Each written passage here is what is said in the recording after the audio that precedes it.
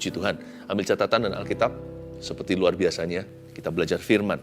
Saya berikan judul, korban yang berkenan dalam masalah. Ya, korban yang berkenan dalam masalah. Kejadian pasal 8 ayat 15-22. Sebenarnya dalam atau tidak dalam masalah ya, tetap harus mempersembahkan korban kepada Tuhan. Karena Tuhan itu layak menerima segala sesuatu dari kita. Tuhan itu enggak greedy atau serakah, maunya yang terbaik, maunya semua, enggak. Tuhan itu menguji iman kita. Karena itu jangan lenyapkan korban ketika Anda dalam masalah. Karena tanpa korban tidak akan ada kemuliaan. Korban yang berkenan kepada Tuhan itu seperti bahan bakarnya atau seperti kayu bakar. Ketika api turun itu dia cari mezbah. Nah, korban bakaran kita, korban persembahan kita, maksudnya persembahan korban kita yang berkenan itu sangat menentukan kemuliaan yang Tuhan akan kerjakan di dalam hidup kita. Karena itu jangan lenyapkan korban mentang-mentang kita di dalam persoalan. Jangan pernah kita itu menahan apa yang menjadi hak milik Tuhan. Dan jangan pelit sama Roh Kudus. Sebab Tuhan Yesus itu tidak pernah kekurangan apa-apa. Dan Tuhan adalah gembala kita pun tidak akan kekurangan sesuatu. Ikut Tuhan itu selalu klop pada akhirnya. Selalu klop. Tidak pernah kekurangan apa-apa. Mari kita baca firman Tuhan, Kejadian pasal 8 ayat 15 bunyinya, lalu berfirmanlah Allah kepada Nuh. Keluarlah dari bahtera itu, engkau bersama-sama dengan istrimu serta anak-anakmu dan istri anak-anakmu. Segala binatang yang bersama-sama dengan engkau, segala yang hidup, burung-burung, hewan, dan segala binatang melata yang merayap di bumi, suruhlah keluar bersama-sama dengan engkau. Supaya semuanya itu berkeriapan di bumi, serta berkembang biak dan bertambah banyak di bumi. Lalu keluarlah Nuh bersama-sama dengan anak-anaknya dan istrinya, dan istri anak-anaknya, segala binatang liar, segala binatang melata, dan segala burung, semuanya yang bergerak di bumi masing-masing, menurut jenisnya, keluarlah juga dari bahtera itu. Saya mulai dulu dengan beberapa pewahyuan sederhana. Mulai lagi ayat 15, lalu berfirmanlah Allah kepada Nuh. Kita tahu kejadian Nuh itu sebenarnya mengenaskan karena binasa seluruh dunia. Termasuk hewan yang innocent itu. Mereka ikut-ikutan dihukum akibat dosa manusia. Jangan pertanyakan keadilan Tuhan. Tuhan itu selalu paling adil, Tuhan itu selalu benar. Tapi ya, memang dosa ada konsekuensinya karena manusia itulah ruler. Manusia itu pangeran ciptaan. Jadi kalau kita salah itu orang lain kena. Setiap keputusan kita itu pasti berdampak. Nah, singkat cerita, Nuh disuruh masuk ke bahtera. Umur 600 tahun baru terjadi air bah.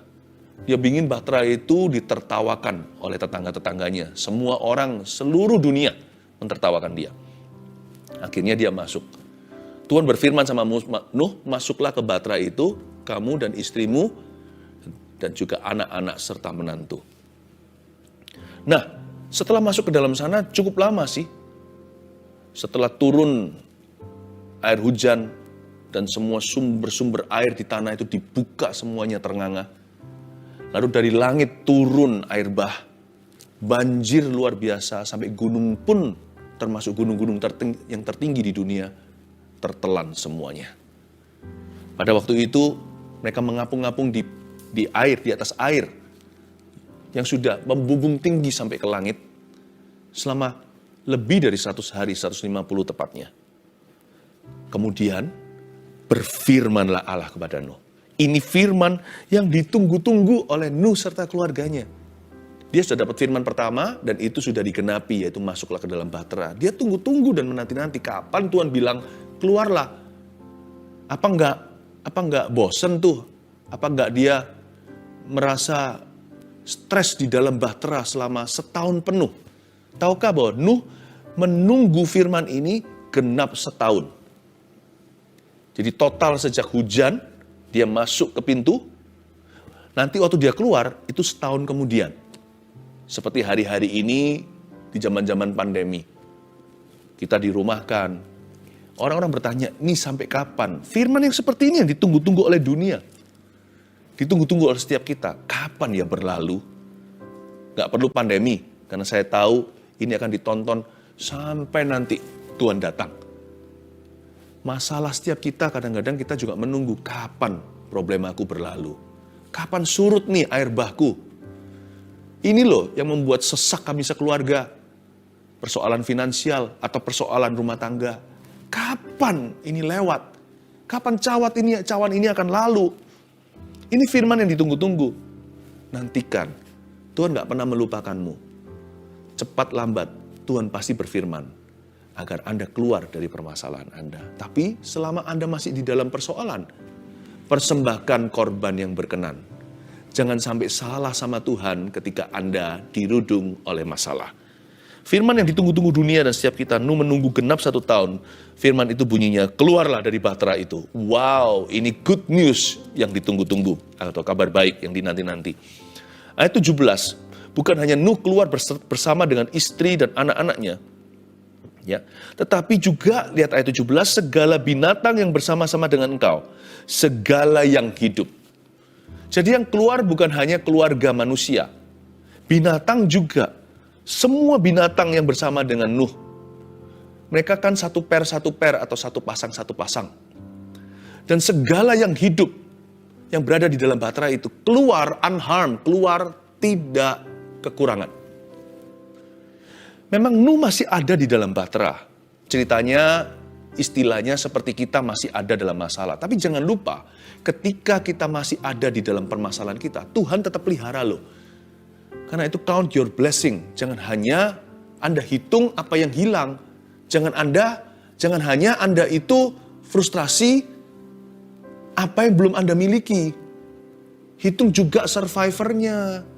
Hitung juga apa yang bertahan. Apa yang masih ada di sisi Anda. Apa yang masih Anda miliki. Apa yang masih Anda punya. Hitung survivornya. Selama Nuh di dalam bahtera, setahun penuh itu, tak satu hewan pun mati. No animal was sick. Tidak ada binatang yang jatuh sakit. Padahal ya, binatang semuanya itu kan pasti rapuh. Saya punya teman yang punya peternakan ayam. Ayam itu dikagetin aja, langsung mati beberapa. Hewan itu, hewan liar, di rimba. Lalu mereka berterbangan. Sekarang burung-burung itu apa nggak stres rontok bulunya. Bahtera segede-gede bahtera itu hanya kapal. Nggak mungkin menang size-nya terhadap alam semesta. Biasanya burung-burung itu terbang, burung merpati, burung gagak, burung-burung liar. Sekarang mereka hanya berapa kali berapa. Lalu belum lagi hewan-hewan yang selama ini berkeliaran di hutan belantara. Lalu sekarang mereka berada di kandang-kandangnya. Kan bukankah firman Tuhan berkata bahwa hewan-hewan itu Tuhan bawa kepada Nuh persis sebelum hujan tiba? Hewan binatang itu datang satu per, satu pasang, tanpa pemberitahuan, tanpa ada usaha. Kalau Tuhan yang ada mau, Tuhan yang buka jalan. Kalau Tuhan memberi janji, Tuhan yang genapi. Hewan itu datang sendiri. Nuh bahkan tidak kejar-kejaran. Nuh tidak coba tangkap. Tidak perlu usaha manusia. Nuh hanya percaya. Dan waktu hewan itu sudah ada di dalam bahtera, sudahkah Anda mempertimbangkan? Bagaimana mungkin hewan-hewan itu tidak ada satu ekor pun yang mati? Nggak ada yang jatuh sakit. Please count your blessing, name them one by one. Hitung berkatmu. Dan tolong diberikan. Tolong Anda itu mempertimbangkan satu persatu yang Allah lakukan. Sementara Anda masih dirudung masalah, bagaimana Tuhan memelihara. Luar biasa loh. He takes care of his people. Dan waktu saya baca ini, saya terkagum. Nuh juga satu keluarga, Nabi Nuh dan istrinya, 3 orang anaknya, 3 orang menantunya yang masuk dalam bahtera. Mereka juga baik-baik saja. Lalu kita lihat ayat 20 sekarang ya. Mari kita pelajari apa yang Nuh lakukan segera dia keluar dari bahtera. What did he first do when he came out of the problem? Apa yang dia lakukan? Tindakan Nuh yang pertama-tama ketika dia keluar masalah itu apa? Ya. Lalu Nuh, ayat 20, mendirikan mezbah bagi Tuhan. Itu dia. Lalu Nuh mendirikan mezbah bagi Tuhan. Lanjutkan dulu. Dari segala binatang yang tidak haram, dan dari segala burung yang tidak haram, diambilnya beberapa ekor, lalu ia mempersembahkan korban bakaran di atas mezbah itu. Ketika Tuhan mencium persembahan yang harum itu, berfirmanlah Tuhan dalam hatinya, aku tak akan mengutuk bumi ini lagi karena manusia, sekalipun yang ditimbulkan hatinya adalah jahat dari sejak kecilnya. Dan aku tak akan membinasakan lagi segala yang hidup seperti yang telah kulakukan. Selama bumi masih ada, tak akan berhenti-henti musim menabur dan menuai, dingin dan panas, kemarau dan hujan, siang dan malam. Apa yang Nuh lakukan? Pertama kali keluar dari Batra. This is the first act of Noah when he left the ark. Lalu Nuh mendirikan mezbah bagi Tuhan. Yang Nuh lakukan dulu, nomor satu, ketika masalah itu sudah lalu, adalah dia menyembah Tuhan dengan mempersembahkan korban. Bayangkan, luar biasa ya. Biasanya 10 orang kusta itu pasti akan minoritas yang say thank you. Yang 9 langsung lari, happy ya, langsung berbuat yang dia mau. Aku dulu gak bisa begini, sekarang semua masalahku telah pergi, aku telah bebas. Langsung menikmati kehidupannya. Hanya satu yang tersungkur di kaki Tuhan dan berkata, Tuhan, terima kasih ya, aku tidak layak menerima pertolonganmu. Dan dari 10 orang kusta itu, satu yang kembali itu yang bukan Yahudi. Yang 9 itu adalah anak Abraham. Karena mereka punya a sense of entitlement. Mereka punya perasaan, aku memang berhak terima berkat Tuhan. Tapi satu ini merasa dirinya orang berdosa. Kenapa mendapatkan perlakuan baik dari Allah? Dia berkata, Tuhan, terima kasih ya. Nuh ini, sepanjang berada di dalam masalah, dia menjaga hati yang penuh dengan gratitude. Dia menjaga hati yang penuh dengan terima kasih. Dan dia menjaga hubungannya dengan Tuhan. Hubungannya tiada lain dengan Tuhannya adalah kekaguman. Dan dia memelihara spirit demikian. Aku mengagumimu Tuhan. Aku mengagumi your wrath atau penghukumanmu. Aku mengagumi amarahmu. Tapi aku takut akan itu. Namun aku mengagumi lebih dari itu adalah kasih setiamu. Waktu dia lihat kanan kirinya, hewan bek-bek, bahkan yang macan, bahkan hewan yang buas sekalian. Dia melihat dan berkata, kau pelihara ciptaanmu. Ya Tuhan, sekalipun dalam marah engkau tidak pernah totalitas. Engkau selalu memikirkan masa depan kami. Tapi kalau engkau mengasihi, Tuhan itu brol-brolan. Tidak mikir dan menahan. Tidak pernah menghemat apa-apa. Kalau dia betul-betul mencurahkan kasihnya sama kita, bahkan dia berikan anaknya. Tapi kalau Tuhan marah, dia tahan diri seperlunya. Harusnya Nuh juga ikut binasa. Nuh juga orang berdosa, tapi Tuhan tidak hitung dosanya. Tuhan furi dia. Karena dia berusaha untuk mengenal hati Allah. Tuhan itu baik ya. Yang Nuh pertama lakukan ketika dia keluar dari permasalahannya, yaitu keluar dari Batra adalah he gave God the best sacrifice. Sacrifice apa sih? Pengorbanan apa yang dia berikan? Kan cuma potong hewan. Itu sekarang juga ada kok. Tunggu dulu. Kita lihat hewan sisa dikit waktu itu. Kalau Anda mempersembahkan sesuatu sama Tuhan, kalau dari kelimpahan itu banyak orang bisa. Tapi kalau dari kekurangan, nah itu dia. Dari segala binatang ayat 20b yang tidak haram. Dan dari segala burung yang tidak haram. Diambilnya beberapa ekor. Bukankah sepasang-sepasang? Kadang-kadang kita kurang hati-hati baca firman. Seringkali kita asal-asalan. Kalau kita betul-betul seksama, makanya kalau baca Alkitab itu jangan sambil melakukan hal-hal lain. Menyendiri, renungkan, ada banyak detil-detil nggak hilang. Kalau Anda telusuri firman Tuhan, hewan-hewan itu datang sepasang. Tapi Nuh memang mengambil dari binatang yang tidak haram dan burung yang tidak haram itu, diambil itu 7 of them. 7, bukan sepasang doang. Jadi ini adalah suatu persembahan korban yang sangat mahal. Nuh bayar harganya, karena akal sehat pasti berkata, simpan, jangan dipersembahkan. Karena kamu pasti akan butuh masing-masing itu nanti. Karena jumlahnya langka. Setiap hewan hampir punah. Akal manusia Nuh pasti berkata, dihemat. Jangan kasih ke Tuhan. Nanti kalau dari kasih, gue gak punya. Jangan diberikan untuk persembahan atau untuk korban bakaran. Karena waktu gak ada. Masa bisa aku worship, apalagi melayani? Saya ini gak punya waktu. Komoditas paling mahal dalam hidupku adalah waktu. Mungkin profesi Anda menuntut Anda setiap waktu yang Anda miliki. Mana bisa aku berdoa? Kalau Anda mau memberi sesuatu kepada Tuhan, berikan yang mahal.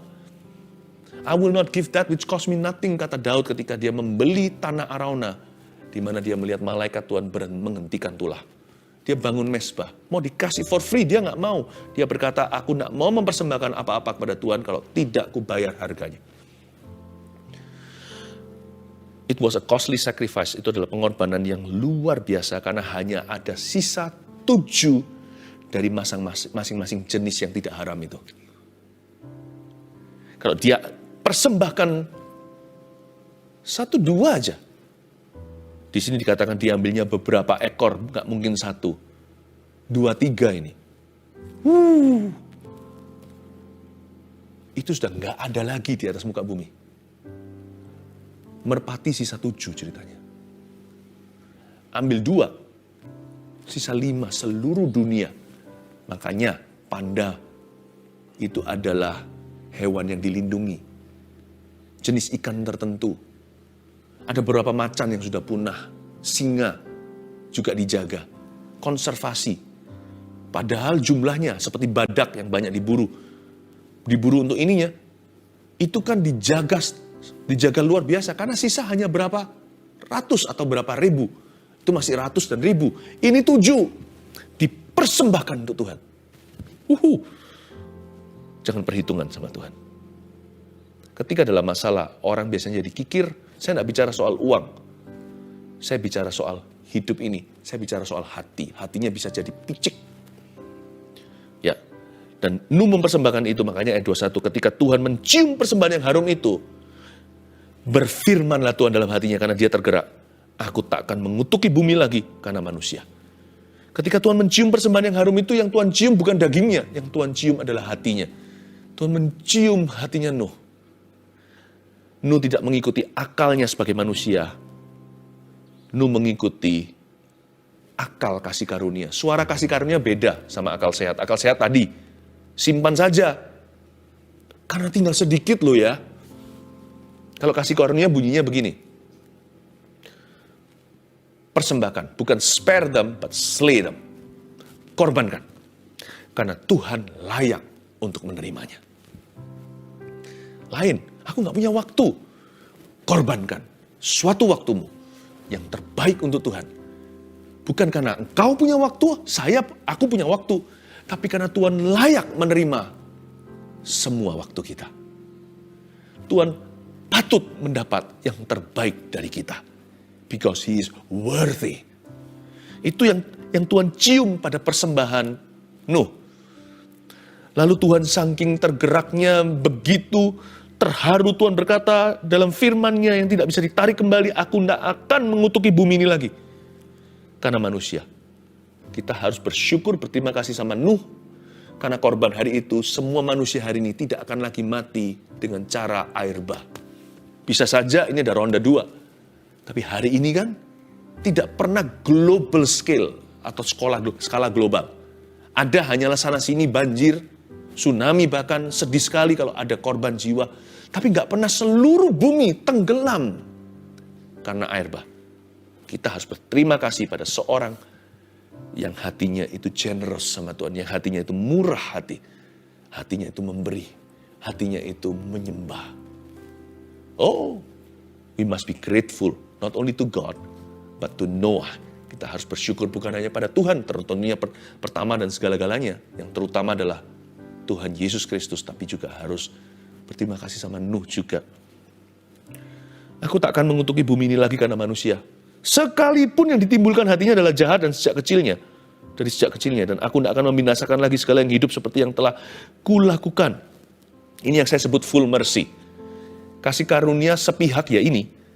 Ini yang namanya belas kasihan Allah dari sisinya.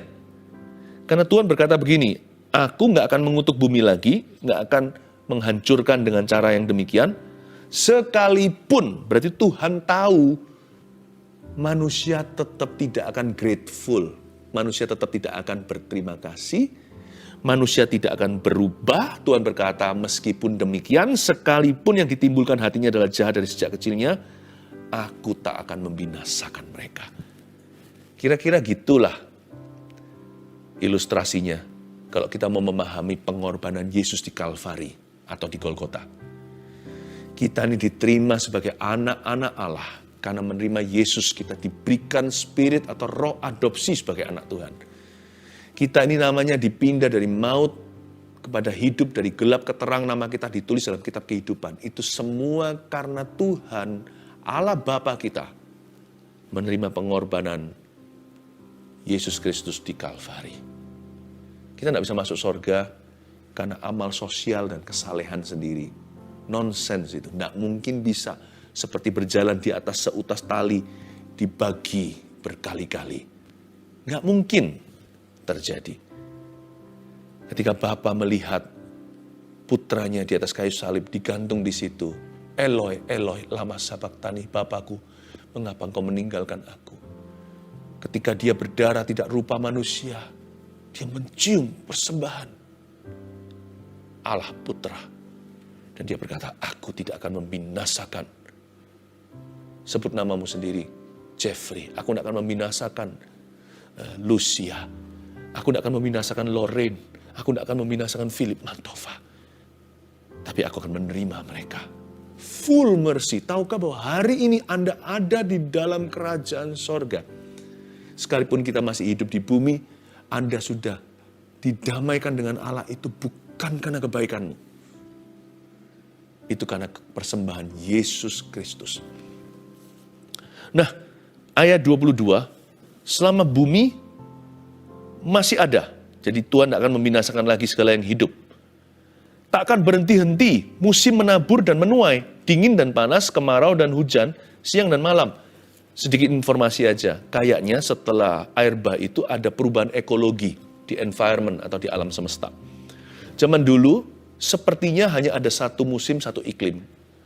Seolah-olah waktu itu climate-nya moderat saja. Jadi sejuk begitu seperti di Taman Eden. Tapi sejak hari itu sudah ada varian. Ya, varian temperatur, ada variasi musim. Masuklah dunia ke dalam yang namanya Ice Age.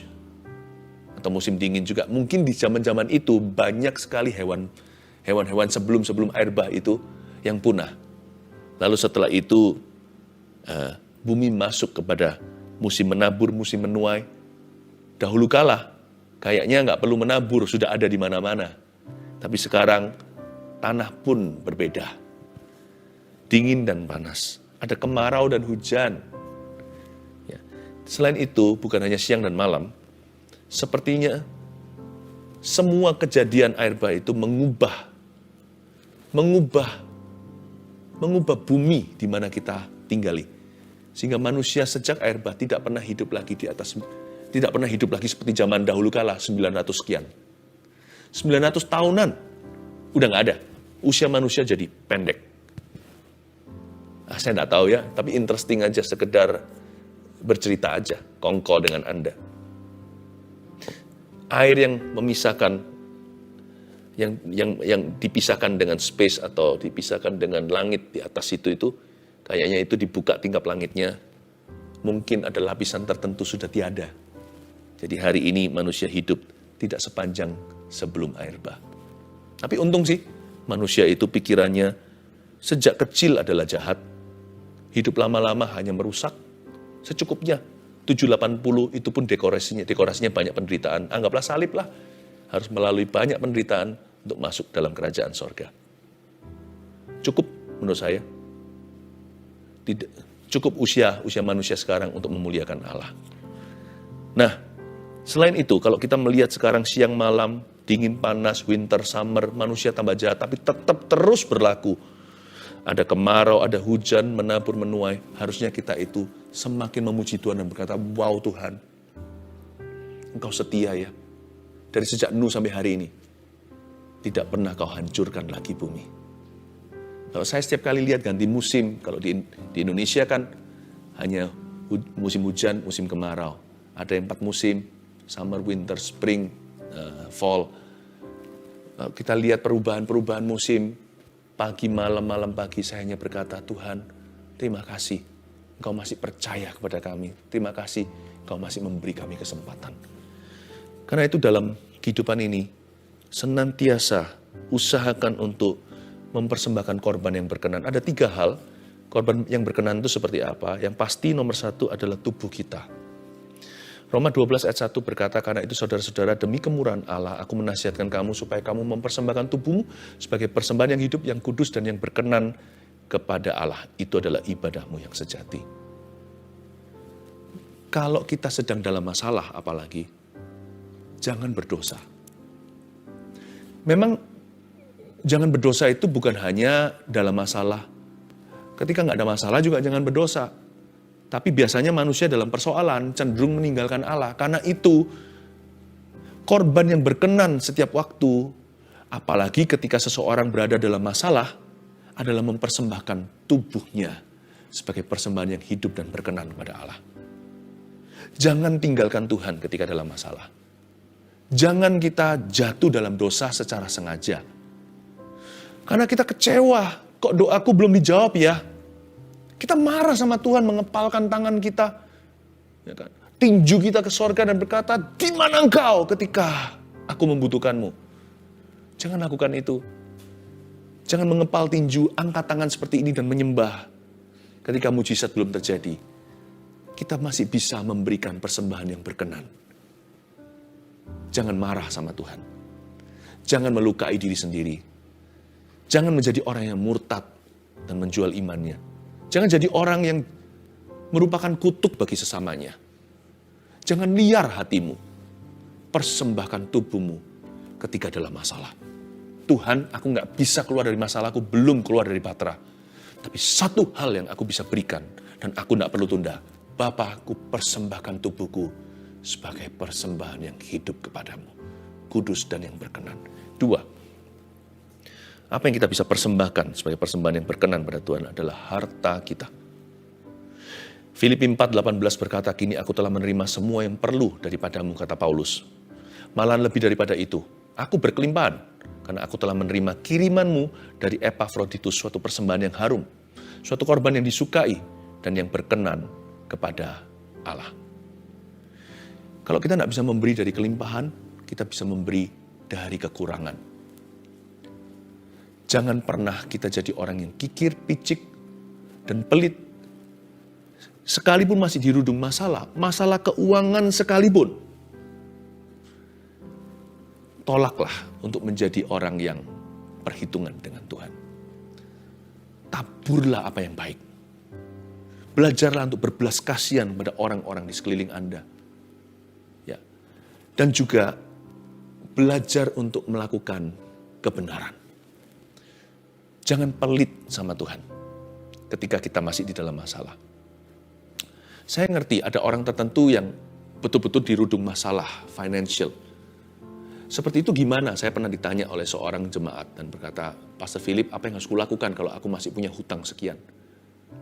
Apakah aku tetap mendukung misi? Apakah aku tetap akan memberikan persembahan itu dan ini? Saya berkata, no. Sebagai hamba Tuhan yang takut akan Tuhan, saya beritahu, prioritas nomor 1 adalah kembalikan uang orang lain dulu. Anda tidak bisa memberi persembahan dari sesuatu yang bukan milikmu. Itu uang orang lain. Balikin. Balikin. Itu bukan hakmu. Kau mencuri hak mereka. Kembaliin. Bahkan tidak bisa memberikan persembahan apa-apa. Enggak boleh.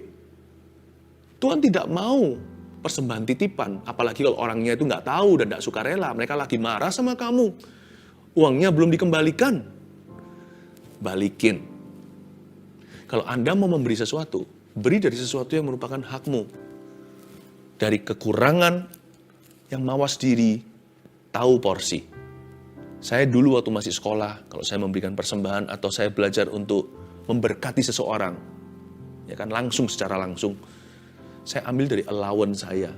Saya ambil dari uang saku saya yang memang sudah mingguan sekian. Karena saya memang belum berpenghasilan. Saya nggak boleh ambil uangnya orang tua. Kebetulan waktu itu salah satu orang tua saya bukan orang Kristen. Sekarang puji Tuhan satu keluarga dalam Tuhan. Tapi jangan pernah jadi orang yang pelit sama Tuhan. Nggak ada korban, tidak ada kemuliaan. Lihat wanita yang datang janda atau seorang perempuan tua atau siapa itu saya nggak tahu, tapi wanita ini luar biasa di hati Yesus. Dia memberikan sepeser, 2 peser uang itu. Dia nggak punya segala sesuatu. Hanya itu yang dia miliki, tapi dia persembahkan pada Tuhan. Tuhan Yesus berkata, persembahan orang ini lebih besar. Jangan pernah pelit ketika dalam masalah. Karena tidak ada korban, tidak akan ada terobosan, tidak akan ada kemuliaan. Yang terakhir adalah pujian kita. Jangan mengeluh kalau dalam persoalan. Mengeluh dan menggerutu melulu, itu nggak akan membawamu jauh dalam rencana Allah. Malah menggagalkan perkara-perkara ilahi di dalam hidup ini.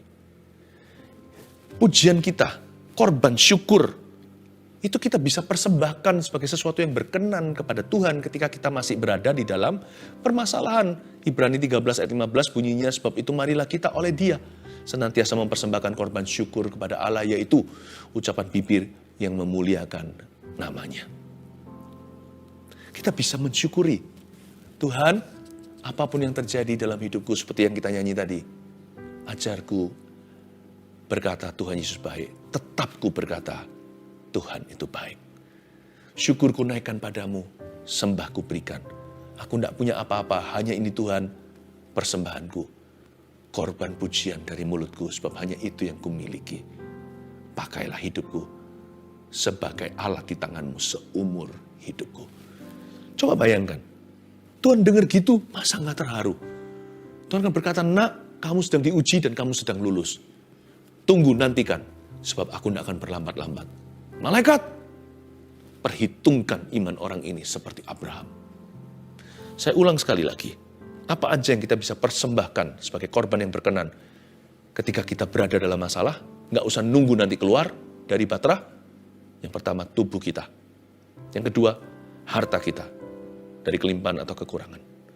Yang ketiga, pujian kita. Jangan menggerutu, jangan mengeluh, jangan pelit sama Tuhan, dan jangan berdosa ketika Anda sedang berada dalam masalah. Haleluya.